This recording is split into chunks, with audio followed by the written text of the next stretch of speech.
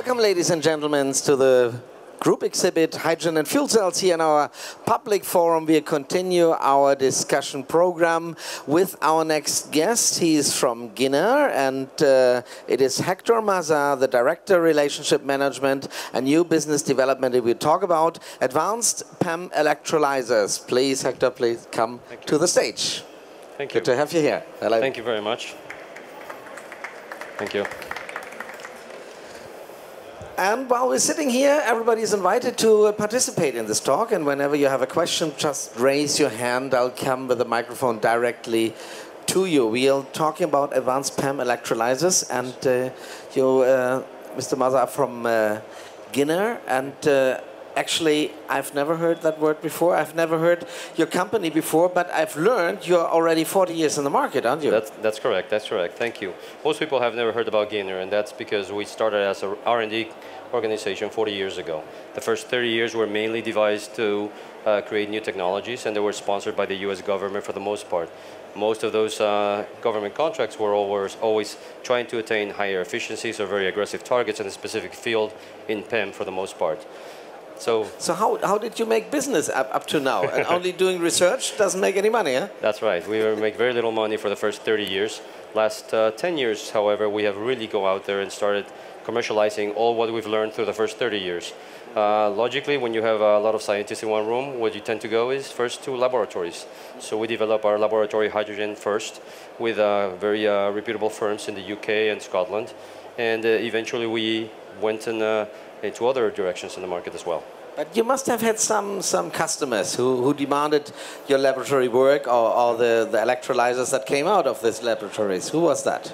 Well, General Motors were the first, one of the first pioneers who ventured into Guinea and said, well, you have very high quality research. We would love to attain much higher efficiencies on the fuel cell side for PEM. And we created an area called GES. Actually, this entity lasted for a good 8 years, and there was a great collaboration with them. They funded quite a bit of research, and we get to keep a lot of that technology. And some of it, they kept rights to it for the fuel cell car, but we kept most of it for the electrolyzer side. And as I've learned, you also worked for NASA and the Department of Energy and others who didn't really look so much into costs, but into efficiency, actually. Absolutely right. When you have to go into a nuclear submarine and provide life support for 125 men for over a year down under the ocean, you better be reliable. So yes, we are pushed into very high limits of reliability, say 30,000 hours or more. And I know a lot of companies here have not been around for 30,000 hours, so they have to make projections and expect that maybe it will last 30,000. We've actually done it, and we actually have tested it for tens of thousands of hours in our own labs. That's the advantage when you're already 30, 40 years in the market. That's correct. Then you can really prove it. Your PEM is already working that long. I have learned also that you're not only doing electrolyzers and fuel cells and MESSE in it, but also some sensors and biomedical devices and gas sensors. That's correct. So when you develop fuel cells or PEM, eventually you get to know intimately MEAs. When you have to make it smaller and smaller, miniaturize them, as well as going large, you find that you can also detect several different analytes with it. So we've been able to successfully commercialize some products like detection of alcohol on misfortune of many, but for law enforcement purposes, we've done very good partnerships with companies in the US. And through the use of a fuel cell, which works out of ethanol, would be able to generate microcurrents and then detect the level of alcohol in your body without penetrating your skin. So that works because the little ethanol that I'm sweating out runs the fuel cell. Absolutely. Okay. So when you ingest some alcohol in your blood stream, it goes the molecule, and eventually about 1 or 2% of it comes through your skin. It's detectable by the fuel cell. The fuel cell activates a certain microcurrent, and we can extrapolate that to the blood alcohol content. That's something new to me, that fuel cells are also good for alcohol sensors. Very interesting indeed. Right. But now you're focusing on the membrane technology for fuel cells and also, and especially for high pressure electrolyzers. That's what you're focusing right now. Correct. there were very stringent requirements for Department of Defense, DARPA. We have Department of Energy, NIH, and many other large organizations in the US who have required us to go to higher pressures, higher efficiencies, higher current densities, achieving pressures all the way up to, in some cases, 5,000 psi. For those in Europe, that's 350 bar. And then that's right out of a stack. And then we have to do also much higher efficiency. So sometimes I get a little bit chuckle when I hear people talk about a 200 kilowatt electrolyzer, 300, 1 megawatt. That's very interesting, but really in electrolyzers, you should not be talking about higher power, but higher production of hydrogen. Fuel cells, it's okay. The more energy, the better. Yeah. In the electrolyzer, actually, the less energy you have to put in there to get more. You want to get hydrogen out of them. Exactly. So in our case, we can go up to, at very high current densities, achieve very high efficiency. So say 43, 45 kilowatt per kilogram of hydrogen at say 1,500 or 2,000 milliamps per centimeter square. That's quite a challenge for most. Normally, when you see other technologies like alkaline, sometimes they're limited to 250, 500, or maybe 1,000 milliamps. We are not. We can go up to 5,000 milliamps or higher. So you're very self-conscious, and you say, well, we are world leader in efficiency of PEM electrolyzers. Yeah. Can you prove that? Absolutely. Well, I wouldn't like to prove it myself. I would let others take a look and decide. So, for example, NREL, part of the Department of Energy, has gone out there and take different stacks and measure their efficiencies. And it's publicly available data. It's a third-party validation, not ourselves. Just like others in Southern European countries have gone and used our stacks and then reliably tested that for thousands of hours, this is the best efficiency out there. Okay, then it's probably rocket science, what you did there, and it's probably very expensive. It used to be very expensive, and that's been exactly the point of the last 10 years. In the last 10 years, we've gone and reduced our cost by 70%, and that's the same target we have for the next 5 years. We want to reduce again another 70% in the next 5 years, being a total of 15 years, 90% reduction in cost, which now makes it available not only for defense, but as well as the commercial applications out there. The biggest companies will benefit from this as well, and the mobility markets that we're seeing emerge everywhere will certainly be beneficial of that. But, well, it always depends where you're coming from. You know, 70% of 10 million That's is correct. Much more than 70% of 1 million. Yes, absolutely right. I think today we're quite comparable with alkaline. Alkaline systems have been cheaper than PEM for ages, and it's one of the biggest myths today, because now PEM actually could be much cheaper in the total cost of ownership than an alkaline system would be. Not to mention the space that you occupy with an alkaline system versus a PEM system, which is about a fraction, let's say 1/10, 1/20th of the space. So when you go into mobility markets, for example, your refueling stations in Europe, you will necessarily need to go to PEM. Regardless if it's ours or not, you're going to have to go to PEM. You cannot use a huge electrolyzer, which occupies the size of this room, to produce the daily needs for that station. That's because of the current density that you can produce only small electrolyzers who have a lot of outcome there. Absolutely correct. Okay. And not only to I mean, another thing you can mention is we don't need to use dangerous materials like KOH or others.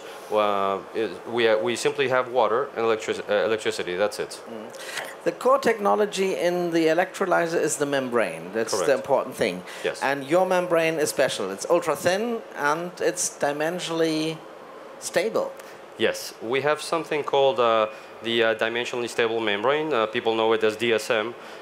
We have to reinforce, as many people here use fluoropolymers, maybe some commercial names out there being tossed out like Nafion and so on and such. They have limitations because once they get wet, and they have to be wet, they are very, very flimsy. You can perforate through them, especially when you run unbalanced pressures. Yep. We have demonstrated that we can run very high pressures on the hydrogen side, very low pressure or ambient pressure on the oxygen side, and maintain integrity of that membrane.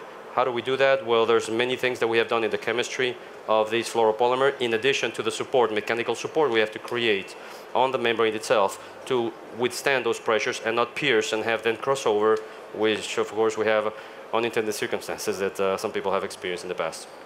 So I could imagine that someone is interested to buy your membranes, and that's what you did in the past, didn't you? That used to be the case. We saw that throughout 30 years of research developing the best membranes out there, we were foolishly selling membranes to everyone. That has changed, and now we've decided that there's more value out of us. Everyone was copying you. Oh. Sometimes that happens, and you can't avoid that. That's what did they say? Plagiarism is the highest form of of respect. respect, exactly. So it's okay. But in the end, what we have continuously done is reinvest in technology year after year. If you visit our facility, you'll see that 75% of our facility is dedicated to R&D. 25% is dedicated to commercializing products out there. So the core of Giner is still the same. We have purposely gone into developing higher and higher end technologies so that then by us controlling the technology, controlling our MEAs, we can then build stacks which are the most efficient in the marketplace. So we moved from MEAs to stacks, and the next step, we're moving on to systems, full systems. But at the moment, I can't buy stacks from you. You could buy the stacks from us, Not only one, but I have to as many as you want. Okay. Thank you very much. As many as I want. But systems you can't offer yet. We have offered systems in specific applications, and they have been pointedly. Now, with what we see around us, everybody needs a system. People like to push one button and get hydrogen out. Sure. So what we have gone and done during the last 6 months very, very strongly, and continue to do this year, especially here in Hanover, is developing strategic alliances with engineering firms, which may help us develop the full balance of plant. We have the engineering know-how to do the balance of plant. We've done it in the past, but I think the infrastructure of another company that can collaborate with us for that balance of plant would be very, very welcome on our side, and then deliver a full turnkey solution for big companies around us. So that's what you're here for, to find companies who cooperate with you? That and try to reverse 40 years of anonymity out there in the marketplace. So yes, we're letting know people who we are, and how to reach us and how to get a very high efficiency electrolyzer, very high efficiency stack. And we also collaborate in the fuel cell side with selected companies, very large ones in Germany as well, and in trying to improve their efficiencies and determine what can they do better in order to get to a better place. We're focusing more on the electrolyzer side, and other companies are focusing more on the fuel cell side, but we still do a lot of research in that respect. Okay, maybe one day you produce the stacks for fuel cells and look for partners for whole systems, fuel cell systems. I would like to give you the opportunity to ask questions. If you have any questions, just raise your hand. Then I'll come with the microphone directly to you. That is not the case yet. Okay, I just thought you were giving me a sign. Tell me, Hector, what is your market? You're producing hydrogen with electrolyzers. What are the main markets for hydrogen nowadays? Well, depends who you talk to. There are different markets out there, and some of them have uncertain times when they're really going to hit. We know that there's at least 4 markets that are clearly defined. The industrial market out there, the big merchants have done it through reformers, and there are certain places in areas, including Europe, where it's very hard to reach with a molecule of hydrogen produced 300 kilometers away or more with a truck. So that it would be a place to put an electrolyzer. So we studied the geography of each region and find out where is most cost effective to bring an electrolyzer where a low-cost reformer cannot. Or then you may have... you need hydrogen for industrial processes. Yes, but then you have the case of Germany and many other countries in Europe which are more concerned about non-carbonated sources of hydrogen. In those cases, the only way to go really is an electrolyzer, because if you're departing from a reformer, you're still using carbonated sources, and you don't want to do that. At the same time, we have shutting down some nuclear power plants in Germany and the rest of the world, and you're going to have to come up with alternative energies to meet this challenge. That's one of the markets. The second market you could think of course, it would be mobility, and there are various companies getting together today and trying to propose 500 and more gas stations out there. It takes a big effort. It takes not just us, but everybody in the room, and the more the merrier, as we say in the US. We have to create that infrastructure out there very, very quickly. That's a very big market. It requires a ton of capital. It requires pretty much a competition of all our competitors to try to get to market with quick enough to make it a viable solution. But don't you believe that gas reforming will be the big player in that field? Well, as I said before, if you try to do it out of a carbonated source, you're going to have a problem with governments in different places in Europe and eventually in the world. I know the US has not been the best actor here, and we are, I think, slowly but surely taking a look at this, just like Europe has, and we're going to get there as well. It just makes sense to keep on doing that for so long, and eventually you see the light and say, we have to go in a different direction. There are other markets as well, as you have here. We have the wind industry right next to us, and you can see Germany is a great example. You have 25,000 wind turbines out there with very few electrolyzers tied up to them. And we know that the wind blows hardest at night. So you have a 2 o'clock in the morning, 3 in the morning, you have a lot of electricity when you don't need it. So obviously energy storage becomes an issue. And what's the best thing to do with that? Well, if you're getting pretty much free electricity, well, plug it into an electrolyzer, create as much hydrogen as you want, store it in a safe location. Caverns have been talked about and many others. And eventually, when you need that electricity during the day, you recombine it through a fuel cell with high efficiency. Once again, round-trip efficiency is the name of the game. It's not just one part of the equation, and total cost of ownership, it plays a big role.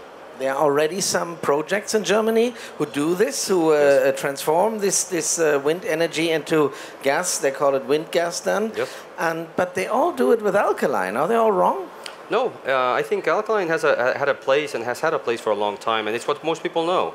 It was the cheapest solution available on the market throughout many years, and now it's becoming a very big challenge to improve alkaline. Alkaline's been around for 100 years. It's very mature technology. There's very little more to improve on it. Now to go to the PEM next is level. not much younger, actually. No, PEM is not much younger, but the development on PEM and the investment in PEM is. Right now we're starting to see first the beginning of economies of scale in PEM. Once you start switching over to PEM, you'll see the tremendous cost reductions in PEM that will be much further than what you could dream of in alkaline. So I think that there was an announcement not too long ago about other companies that have traditionally always done alkaline and solely alkaline. This year they come with an announcement, we're going to do PEM. And you go, really? Yeah. There's a reason. It's confusing indeed. Yeah. There's a reason. But of course, we have to be very careful. People who come for the first time in this market and they have never done PEM before, they don't have many electrolyzers out there with PEM, they might find some challenges in the road, and we are a little bit careful not to make a generalization and say, that's PEM, oh, look, it didn't work very well. We should be very careful and make sure that we address it with the most robust technology available, with the most years in the market available, so that when it comes to fruition, people see the true benefits of PEM. I really hope my competition the best of luck. I hope they are really mature in their technology. But quite honestly, when you venture into a new area, you're always going to find some unknowns. Okay. So what I've learned is that PEM technology is very good with overload. So if you have, it can take up to 300% overload, much more than alkaline can take. Is that true? You've been reading quite a bit. That's correct. What happens is, when you start an alkaline system, typically it takes hours to ramp up and hours to ramp down. PEM is completely different. You can start in 2 seconds a PEM electrolyzer and you can turn it off in 2 seconds again. That's the big virtue. When you are linked to wind, that's why they call it wind following or quick ramp up and ramp down. It's very useful because you can go from 1% to 100% very quickly and then go to 30% and then again to 70% as you wish. There's no need to be preparing and planning way ahead. When do you have to turn it on and off? Right. Any questions from your side, maybe? So I would like to ask, what pressure can you and what pressure can you produce the hydrogen? Because that's also an item that you have hydrogen at the end, but you have to store it, and it's better to get pressurized hydrogen out of it. You're totally correct. If you go and talk to all the gas companies out here, one of the biggest costs is compression. So they can produce hydrogen and then they have to compress it to 50 bar, 350 bar, 700 bar, or even more. When you're looking at refueling stations, you're going to have to go to 850 or maybe 1,000 bar, and they cascade down to 700. You have to buy compressors. Or buy compressors, they break down every 1,500 hours. You're going to have to be changing seals. It's a nightmare. So the more you can avoid having to go through compression, the best. The problem is alkaline systems are not designed for high pressure, unbalanced pressure. They can just take very tiny variations of pressure, and you pressurize the whole scheme outside. When you look at PEM electrolyzers, it's entirely different. And if you can solidify your membrane like we have, you can effectively produce at 40 bar and 50 bar right off the stack at a commercial level. When you are looking at development sites, we have done it all the way up to 350 bar right off the stack. That's 5,000 psi. That's extremely, extremely complicated. We have done it with unbalanced pressure, and it is something that refueling stations would greatly benefit from that. So if you have 350 bar out of the stack, you don't need any storage. You don't need any compression anymore, and you can even use it for mobility. Yes, and we have to be careful with that. We can do that. Most likely, what would happen is we would get somebody buy an electrolyzer that could produce, let's say, 50 bar, therefore skipping the first stage of compression and just going the second step, to go from 50 to 350. Therefore, you already saved half or nearly half of the cost of compression, but you're really producing at a very high rate. When you're looking at 350 bar applications, they have typically been smaller than the large ones because the membrane, as you grow in size, of course, it suffers tremendous strain, and you have to be careful about crossover. Mr. Maza, as far as I've heard, your electrolyzers are working in space already and in some high-level applications. But do you also have experience with large megawatt applications or almost megawatt applications? So once again, we're going to talk about electricity or hydrogen, but that's okay. Yeah. What we happen to do is let's talk about a regular size of an electrolyzer. If you talk about, say, 200 kilowatt, 250 kilowatt electrolyzer, which would occupy the size of this room, we have shown back here in our booth one that it's about the size of this table. So it's a tiny space, and you can produce the same amount of hydrogen as you would with an alkaline system. Yes, we have the capability to go, say you want to go 1 megawatt. We could go to 1 megawatt where you put 4 of those together and you're producing the equivalent of 1 megawatt. We could do that today. The difference is you don't have to do it out of one stack. You could do it out of one system that has 4 stacks in it, producing about 50 cubic meters per hour of hydrogen. I understand that it's possible, but didn't you do it already? I thought you have a project in southern France? We have collaborated with people in different areas, and I'm not at liberty to talk about specific companies, of course, without their permission. But we have deployed commercial size electrolyzers in Europe. And we will continue to do so more and more, hopefully with the help of this show, to get our name out there and let people know who we are. And we're open for collaboration, of course, with a German Chamber of Commerce, which just had a very nice meeting, and we look forward to doing more of that. And it was a real pleasure for me to learn to know you. So now I know who Ginner is, finally, after 30 years or 40 years already on the market. It was a pleasure talking to you. If there are no more questions from your side, I would like to thank you very much for this interview. And everybody who wants to go deeper into details can visit you at your booth. It's D76. /3, there's Ginner Incorporated, and there is Hector Maza for the rest of the fair. Thank you very much for this interesting talk. Thank you, Uli. I appreciate it. It was a pleasure for me.